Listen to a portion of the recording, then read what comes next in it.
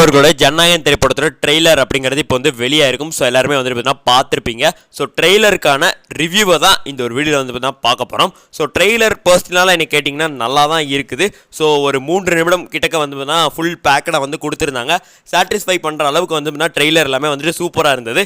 இந்த ஒரு ட்ரெய்லரை பார்க்கும்போது இது பகவந்த் கேசரியோட ரீமேக்கா இல்லையா அப்படிங்கிற விடை நமக்கு வந்து பார்த்தீங்கன்னா கிடச்சிருக்கும். ஸோ இது வந்துட்டு பகவந்த் கேசரியோட முழுமையான ரீமேக்குன்னு சொல்ல முடியாது, முழுமையான ரீமேக் கிடையாதுன்னு சொல்ல முடியாது. ட்ரெய்லரில் ஒரு நிமிஷம் நீங்கள் வந்து பார்த்தீங்கன்னா அப்படியே பகவந்த் கேசரி மாணிக்கே இருக்கும். ஸோ பகவந்த் கேசரியோட கதையை கொஞ்சம் எடுத்திருக்காங்க, கொஞ்சம் எடுத்துட்டு இவங்களுக்கு ஏற்ற மாதிரி கொஞ்சம் மாற்றிக்கிட்டாங்க.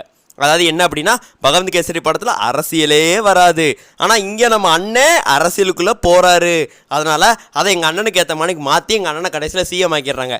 கடைசி டைரக்ட்லேயே பார்த்துருப்பீங்க, எல்லா இடத்துலையும் எங்கள் அண்ணன் மேடையில் வந்து டிஎம்கே எதிர்ப்பார், இங்கே வந்து டிஎம்கே வந்து எதிர்க்கிற மணிக்கு அரசியலில் வந்துட்டு கெடுதல் பண்ணுறீங்களா அந்த மணிக்கு வந்து அப்படின்னா கேட்டிருக்காரு. ஸோ இந்த மணிக்கு அதாவது இது வந்துட்டு பகவந்த் கேசரி பாதி, நம்ம தமிழ் அரசியல் பாதி, எல்லாத்தையும் சேர்த்து ஒரு கலவையாக வந்து அந்த ஒரு படத்தை வந்து எடுத்து வச்சுருக்காங்க அப்படிங்கிறத எனக்கு ட்ரெய்லரை பார்க்கும்போது வந்து அப்படின்னா புரிஞ்சிக்க முடியுது. ஸோ ட்ரெய்லரில் கடைசியில் வந்துட்டு ரோபோலாம் வந்துட்டு பார்த்தீங்கன்னா வருது, எந்திரன் காப்பின்லாம் யாரும் அதுக்கு வந்து சொல்ல வேண்டாம். ஸோ என்ன மணிக்கு பண்ணியிருக்காங்கன்னு சொல்ல, அது ஏதோ வந்துட்டு பார்த்தீங்கன்னா ஒரு ஃபேண்டசிக்காக வச்சுருக்காங்களா இல்லை படத்தில் இருக்க போதா என்னன்னு சொல்லி நமக்கு வந்து புரியல. பட் ஆனால் இது ஒரு அரசியல் படம், அதை நம்மளால் வந்து தெளிவாக புரிஞ்சிக்க முடியுது. அதே மணிக்கு இந்த மமிதா பைஜு அவங்களோட வந்துட்டு அவங்க வந்து இவரோட பொண்ணாக தான் நடிக்க போகிறாங்க.